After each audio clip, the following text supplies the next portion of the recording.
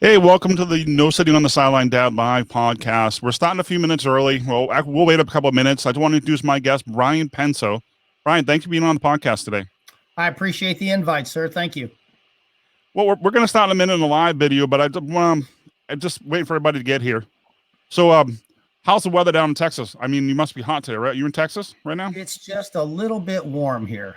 It gets hot quick down here. So I just got back from Florida and it was worse there than it is here. So at least we have a little bit of a breeze here. So it's not too awful bad yet. Well, I'm up here in New Hampshire right now, and it's we got a 73 degrees.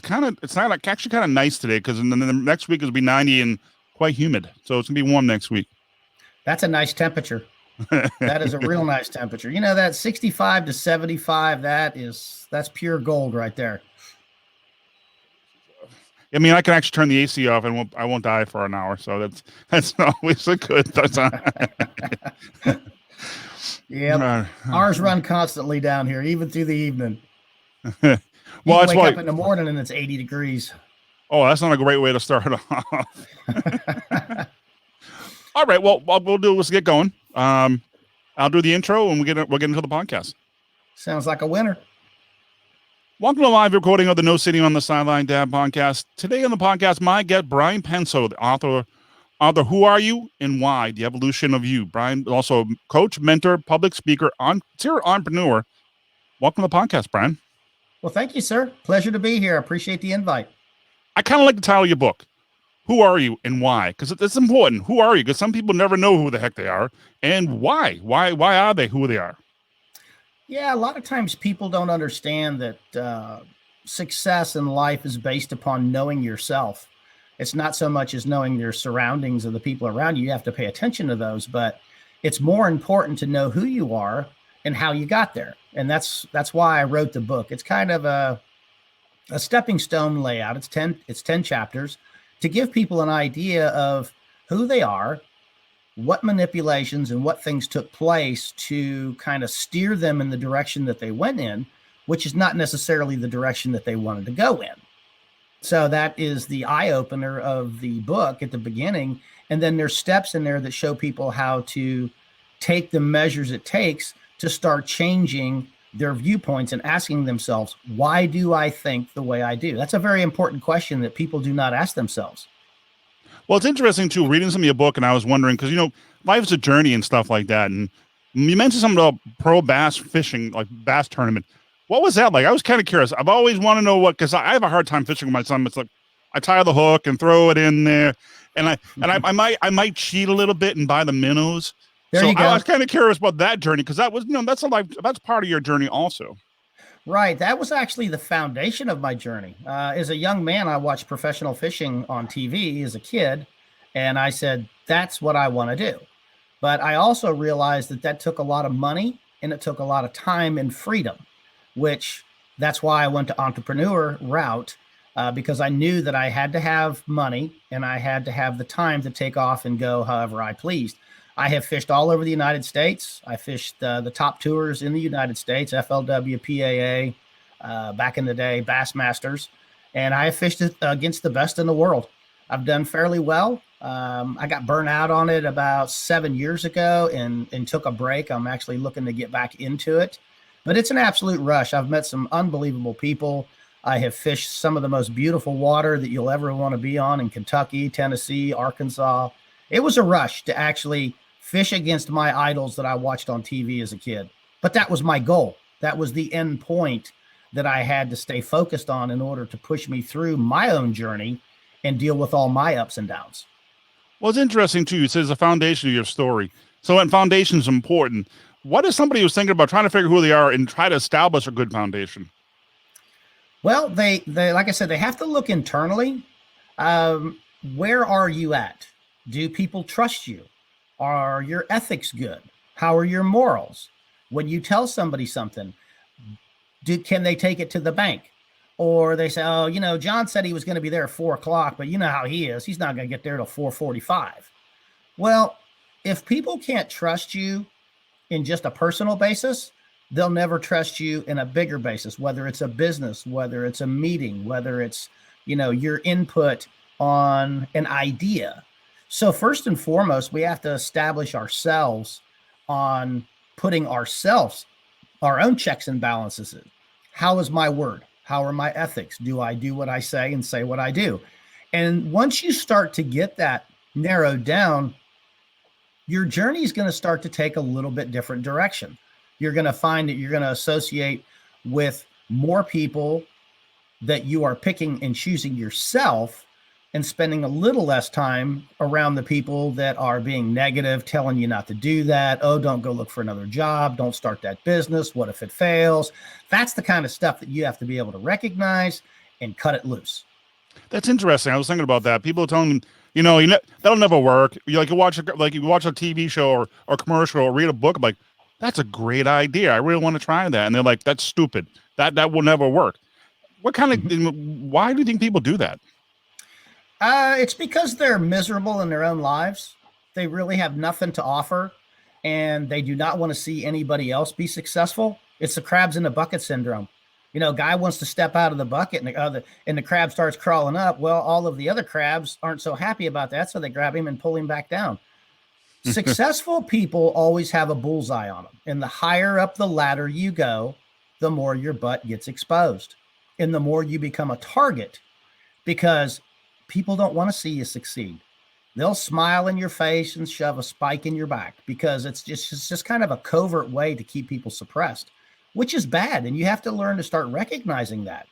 Are they out and telling you this for your best interest or for their best interest? Because they don't want to see you get ahead. That's interesting. The world's full of that. Yeah, it's interesting. I've heard stories like that. People, it's kind of, yeah, it's not helpful, because it holds back a lot of people, I think, and they don't want to try the new things and stuff like that. Well, one thing I was interested in too is the painting outside the lines. I thought that was quite interesting in your book, painting outside the lines, because I was never good at a kid calling inside the lines. I was curious about painting outside the lines. What was you talking about that in the book? Well, if you look at it when we're young, our motor skills aren't developed. Take a child. And he gets a coloring book or whatever, and he's scribbling all over. He's not inside of the lines. See, at that point in time, he doesn't care. He is just creating something. He's scribbling. He's doing all over, but he's happy. It's okay at that point in time. And then as they get older and they start to progress, then they start getting corrected. This is when the conformity starts to come into play. Well, that's the wrong color for a pig. You need to stay inside the line. See the little black lines? So you have to stay inside of those. So at one point in time, it was acceptable for us to do what we wanted to do. And as we got older, they want us to paint inside of the lines. Well, that's when the manipulation started. So what I tell people is don't color inside the lines. Color outside. Do what it is that you want to do, not what someone else is dictating to you. And unfortunately, probably 95 to 96% of the population lives a life that was laid out for them by other people. It's not the path that they have chosen. It's not the path that they want to be on. And to tell you the truth, there's a lot of miserable people out there that do not like their circumstances, because there were circumstances that were pushed on them. They are not in a place from their own selections. That's interesting. Well, can you share any stories yourself, your experience of you growing up or going through the experiences you have? Yeah, I mean, I was born in Ohio. Spent a lot of time in the country, in the woods, and fishing and hunting. And my dad was a firm believer in, you got to go to college. You got to get that degree on the wall. You got to have they got to pay for what's up here. And I barely got out of high school with C's and D's. So I realized at a very early age that working for somebody was not going to be for me. I watched my dad work for insurance companies, and he was miserable. So I actually started my first company when I was 15 years old. I started building fishing lures because that was my passion. And then my brother would drive me around to the different marinas to sell my product.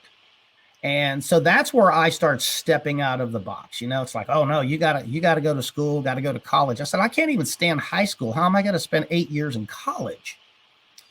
And that's where I really started to step out of the path, because I wasn't one to be controlled. I got in a lot of trouble going down a lot of the wrong roads, but because I was headstrong.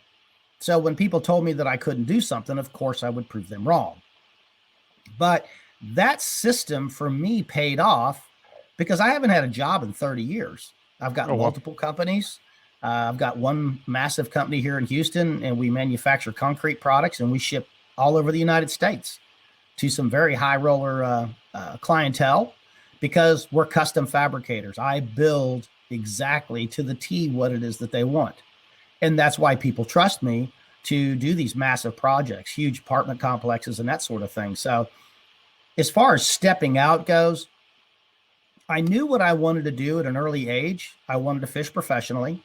I wanted to have the freedom to do what it is that I wanted to do. My goal wasn't to be rich by any stretch of the imagination, and I never really was rich. But I had my time and I had my freedom, which is two things that most people in the country don't have, because they will not step out and get off of that path that was chosen for them. Well, all right, say if today I wanted to step on that path, what kind of decisions, what kind of choices do I have to make now and building a good foundation? All right. First of all, you got to find out, what is the end? What is the end in mind? People say, I want to be rich. Yeah, it's kind of vague. Okay, you want to be rich. What are you going to do with the money? There's got to be a significance tied to the money. Well, I want to give to kids' charities, or I want to put money in to stop child trafficking and human trafficking. So now you've got a foundation, and you have to have the end in mind. And here's why. You're going to get resistance.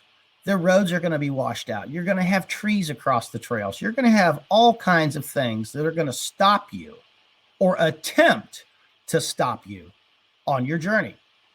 I lost everything in my journey. I was homeless for many years. I slept in old, dirty warehouses. I had a $3 hair dryer that I used to heat up my bed. I didn't have enough money to eat every day, but I had to find enough money to make sure that my rescue dog, Abby, who was my famous sidekick that never left my side, that got me through so much stuff. So you have to have the end in mind. There was hundreds, even thousands of times that I could have thrown in the towel. But the goal, the end goal of me fishing against my idols, against the best in the world, is what made me get back up after getting knocked down, stolen product, people not paying their bills, couldn't pay my rent. I mean, there's just a multitude of things that are going to come up, and it's called resistance. It's how you deal with the resistance, whether or not you're going to make it. And that's just one thing, is staying focused. What is the end goal? It's interesting too, limited, like I was thinking about myself, thinking about yourself for a second. I'll think about you actually for a second, what I'm trying to say. And in talking about being homeless and about your dog, Abby, and that must take a toll on somebody, and it must ruin their beliefs. How did you believe in yourself to pull yourself out of that? Because that'd be difficult. It was extremely difficult, but mistakes are going to be made. The fail forward analogy is the most powerful thing that I can get anybody that's on here to understand. There are no quick trips to the top. Why do you think there's so many elevators to the top of a big building? You have to get on one elevator, and you have to ride that elevator up so many floors. Then you have to get off that elevator to get on another elevator up so many floors. I mean, Mount Everest, look at how many people that try to make that summit that don't make it. Yeah. But look how many people that do. It's a mindset. It's, conditioning ourselves to say, you know what, that didn't work. What do I need to do? Steps and measures. Now that I have more information, what can I do to protect myself from the same scenario down the road? There is no pill. There is no manual. You have to learn as you go. Reading. My book. You can, my webpage is whoareyouandwhy.net. They can go in there and read a little bit about my background, my bio, testimonials, that sort of thing. But reading is the shortcut to success. It always has been. Some of the most successful people on the planet are ferocious readers. They go to lectures, they go to seminars. They're learning from people that have the fruit on the tree. They're not associating with a bunch of broke people, trying to give them advice on how to be successful. They don't have a track record. I ran with some very high-powered people for a long time. I've spent hundreds of thousands of dollars on personal development. Well, it's important. I guess personal development is important too. But how about mentors or mastermind groups? How important are those?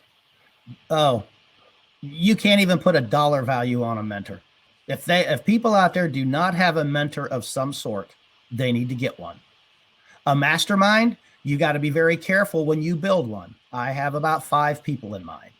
And if I get stuck, I get on the phone and I throw my idea to them. And the reason that they are in my group is because they've earned it. They're all very successful people. They have multiple companies like myself. So I know that they're going to give me some feedback. Now, mastermind is not all about having someone that's an expert in your field. You don't want that. You want a different set of eyes looking from the outside in. Now, I have people that call me that get stuck on different types of businesses. I don't know anything about their business, but business and adjusting is all part of the game. So they call me with a problem. And I say, well, give me a little bit of time and let me see what I can come up with. Now, I throw them back an idea. Now, they're going to take that idea and they're going to look at it, analyze it, and tear it apart. There could be valuable tools in there. There may not be valuable tools. But one key phrase that I say in a conversation, say, oh, I just thought of somebody that knows how to do what I'm looking for. So it's not always getting in a mastermind group because you want them to give you all the answers. The mastermind group is designed to get you to expand your own mind and come up and create your own solutions. That's the beauty of having a mastermind group, having a mentor to bounce some things off. I call them a sounding board. Hey, John, what do you think about this idea? Well, let me do some research on it and I'll get back with you. What is if I was searching for a mentor today and what would be the criteria? It's kind of like, how would I go about doing it? Because some people really don't know. Well, first and foremost, you're going to have to, number one, going back to where we were, what is the end result? Is it, do you want to write a book? Is it that you want to make money? Is it whatever that is? And then start to search for people that have done what it is that you're looking to do. Networking. Oh my God, I cannot tell you how valuable networking is. And people say, well, you can't go anywhere, all this COVID stuff, you can't meet people. I do Zooms with people around the world. Zoom is an amazing tool. I can have a conversation with somebody in Egypt, Ireland, England, whatever, as long as they have an internet connection. So I tell people, join a network group. Go in there and start building some rapport with people, asking questions. Be more focused on them than yourself. You always go to give, not to get. So as you start to build a relationship and people start to understand that you're there for more than just self-serving, they understand that you're there to bring value to them as well. Maybe somebody's looking for a painter and you say, hey, my buddy's a painter. He's got a 25-year track record. Okay. You introduce them. Now, whether or not that works or not, that is still yet to be determined. But you made a connection. And the connection and the connecting of the dots is so valuable. Is it going to happen right away? No. But if you're not out there, meeting successful people, getting to know them, building a network, because your network is a direct contributing factor to your net worth. What does that mean, though? What does that mean? Your net worth. How many nickels you got in the bank? Well, what kind of assets you have? Your network. If you're trying to establish yourself in a business world and you're sitting over here all by yourself, you don't know how to market. You don't know how to advertise. You don't know how to set up a web page. Well, if you're sitting over here in a pile struggling to try to figure out how to do those things, you're not going to make it. So if you start networking and you say, I met this person over here, his name's John. He's a master at building web pages. We check some people that's dealt with John. I said, oh no, John will work day and night to get your web page up and running. Okay, so that's what I mean by networking. We're looking for people that have value to bring to the organization. So now we've got a phenomenal web page. It's bulletproof, works like a champ. Oh, advertising. So you're meeting somebody, say, well, I don't know anything about advertising, but my sister, man, she's been in advertising for, about 15 years, and she's really good at what she does. That person just stuck you in a line to the next person. So it's the dots that connect that lead us to additional information, better information. That makes sense too. And I was thinking about that, about mentors and stuff like that. You don't have to. Do you have to be like? Could you just follow somebody online through a podcast or read a book? Could they be like a virtual mentor to you? Oh, you bet. You bet. Yeah, I mean, reading the books and following them. Do they have a podcast? Do they have a talk show? And get on there. And don't make the excuse that, I got to go mow the lawn during that podcast. Weigh it out. Is mowing the grass going to get you farther or closer to your destination or farther away from it? And that is the mental aspect that people have to start putting in checks and balances. Because trust me, finding excuses is a whole lot easier than finding solutions. And that's why so many people do it. It was almost like people hesitate to get off their butt and to do something. Right. Yeah. Right. Nobody's coming to save you. Nobody's coming to, hey, what kind of car you want today? Write a check for it. Oh, you want a bigger house? Sure, I'll write you a check for it. Nobody's coming to do that. So guess what? We all have to put our big boy and big girl pants on, figure out where it is we want to go, and start walking the path toward the end result. But the most important part is figuring out what that is. And that's why so many people aimlessly walk through life living robotically. They do the same thing on Monday, Tuesday, Wednesday, Thursday, Friday. They don't change.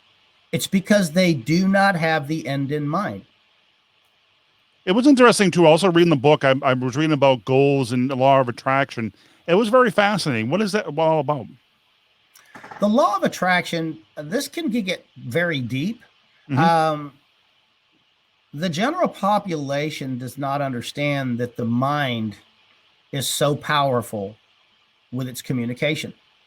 We all put off frequencies. We all put out signals. Now, depending on how those signals are working and the power of them is going to be determined by who you attract. I'll give you a prime example. I did a lecture a year and a half ago. I walked off stage and a guy said, do you have a book? And I said, no. He said, you need one. I said, I don't know nothing about writing a book. He said, well, I've been around corporate America for 25 years and I got more out of you in the last 45 minutes in your lecture on your subject than I did in the last 25 years listening to a lot of people that only thought they knew what they were talking about. I said, well, I appreciate the compliment. I said, but I don't know nothing about writing a book.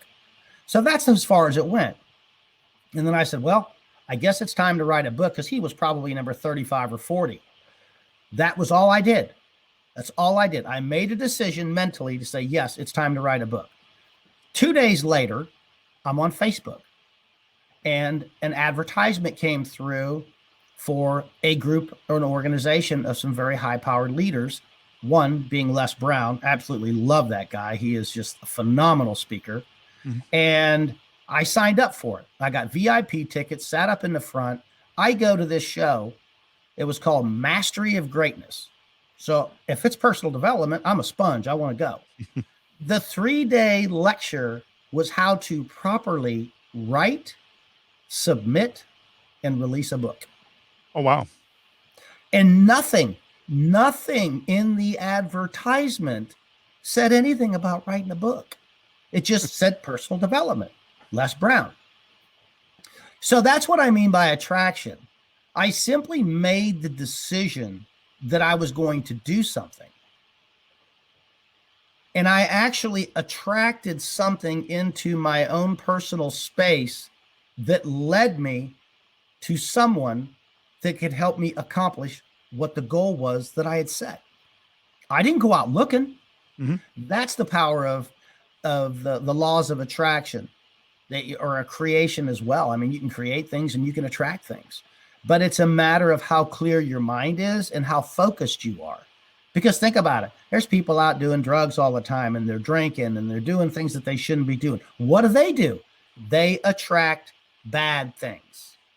Now, bad things do happen to good people. That's inevitable. It's how you deal with them. But how many people do you know that, multiple DWIs or drug cases, or, they're on job number 6 this year? It's not the people that they're working for. It's them. But they refuse to recognize that. So we have to fix this first. And that's the foundation of the book, is figuring out who we are, how we got there, the measures that need to be changed, so we can start straightening out our mind, getting more focused. Because as you get focused on things, you will attract better things into your life. Well, one question I have, you talk about a lot about personal development and stuff like that. What kind of personal, if I was going to ask, what's a good way to personal development, how to look for it, what kind of things could you do, and maybe some ideas? Oh my gosh, the list is amazing. There's There's a book called Eat That Frog. Brian Tracy, Jim Collins is another phenomenal author. Good to Great. So you kind of just look for books. And I mean, I'd be more than happy. I mean, people go in there and they read my book as a foundation. whoareyouandwhy.net is where they can go do that. They have access to email to me. It's like, okay, I finished this book. What 2 books or what book do you want to recommend next? And I could do that for a long time. As far as references, what books to read, some of the value that's in there. If you're looking to straighten out relationships, that's relationship repair is also going to start with this. You got to fix this. It's like your kids. It's like the kids, when they come out, don't have manuals with them. Oh, no, definitely not. So it's alert as you go. I mean, I had never gone out with anybody who had a child. And this young lady that I went out with had this young boy that was basically, both of them were abandoned. And I'm thinking, holy mackerel, what have I gotten myself into? I had to learn.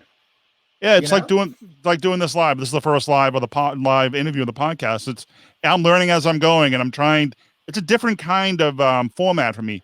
It sounds like it's simple. It's like a little bit similar when we're talking about the interview part of it. I do that all the time, but I'm also thinking in my head, I also have the live thing going on too. I'm like, I'm trying to be focused, but it's interesting because I'm trying something new. I'm getting out of my comfort zone and pushing myself to different. And that's something I think you mentioned in the book. Right. Oh, you have to push yourself because you got to look at it. Let's say you are a welder or a plumber or an IT person. When you go to work, look at the people that are in your field that have been there for 10, 12 years longer than you have been. Do they have the ideal life? Do they have time freedom? Do they have lots of money? Not that money is the be all do all. Are they happy? So that can kind of give you an idea of the journey that you're on, where it's going to end up. Now, there's nothing wrong with having a job to pay the bills. But when you punch out of that clock, you need to go home and start to figure out who you are and why, how you got there, and stop and think, what destination do I want to get to? Because the one that I'm heading toward right now is a no-win situation. I've got multiple generations of X. My dad did it. My granddad did it. And they were all broke and miserable their entire lives. So I can only assume by their track record that that's what's going to happen with me as well. And that's when you have to start saying, okay, I did a podcast about 2 weeks ago, and people that were looking to make some extra money. Well, a friend of mine has a glass repair place, and he will teach people. They can go down there and spend the day with him. It's going to cost you about $200, $250, and he will teach you how to do windshield repair. Now, that opens up a door for this individual to go out and make $40 a day to $100 a day. How bad do you want it? So you can take that additional money and start to put it into a bigger idea. Maybe you want to start a translation company, but you don't have the recording facility. You don't have the mics. You don't have blah, blah, whatever that is. Go start a side hustle. Generate the cash flow that you can use to build another rung on the ladder.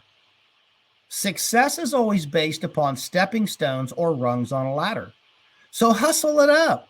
Maybe go out and work 3 days a week in the afternoon, or find a corner on a Saturday and go out and do $100, $150 worth of glass repairs. Because let me tell you, you have a never-ending supply of inventory. I mean, Definitely. There's chips on windshields everywhere. So you start to do that. Then you use that money to start your other business. That's how I started one of the biggest companies that I have. I was a journeyman meat cutter for a long time. I cut meat for 8 hours a day, and I poured concrete 6 to 8 hours a day after I was done. So you really worked hard. You really worked hard to work. Well, I guess I'm wrapping up with my final thoughts. We leave with the audience. Anything you want to leave? Some parting thoughts? I would say if you want something different, you're going to have to do something different. And the first thing that I would recommend is go to my webpage, whoareyouandwhy.net, and do a little bit of reading on there. See if anything in those little snippets that's on there, or anything about my bio, or anything in the testimonials, see if anything hits you a little bit differently. Order the book. It's about a 2-day read. I've had people read it an entire day. It's a 2 to 3 day read. But you're not done. You're going to read this book and you're going to put it on the side on a shelf. And if you send me an email, I'll send you another one that you can go get. In about 3 to 4 weeks, your mind is starting to develop. So when you get done with book number 2, you're going to go back to my book, because you never even get close to absorbing the full potential of a book on one read. It actually takes about 40 to 50 reads to even get to about 50 to 60%. Oh, wow. I didn't know that. Yep. Excuse me. Well, also, Brian, they can connect to your website, whoareyou.net. They can also ask questions and information if they want to get in touch with you. Sure. There's a place they can email me. They can email me questions or whatever they want to do. All links will be in the show notes for this episode. Brian, I really want to say thank you much for being on the podcast today. I really do appreciate it, sir. Man, I appreciate your invite. Thank you very much. I enjoyed my time here. Well, then thank you very much. This will be the end of the live podcast. Thank you for tuning in. I really do appreciate it. And there'll hopefully be another one. I feel like we had a great interview today with Brian. Until next time, take care. See ya.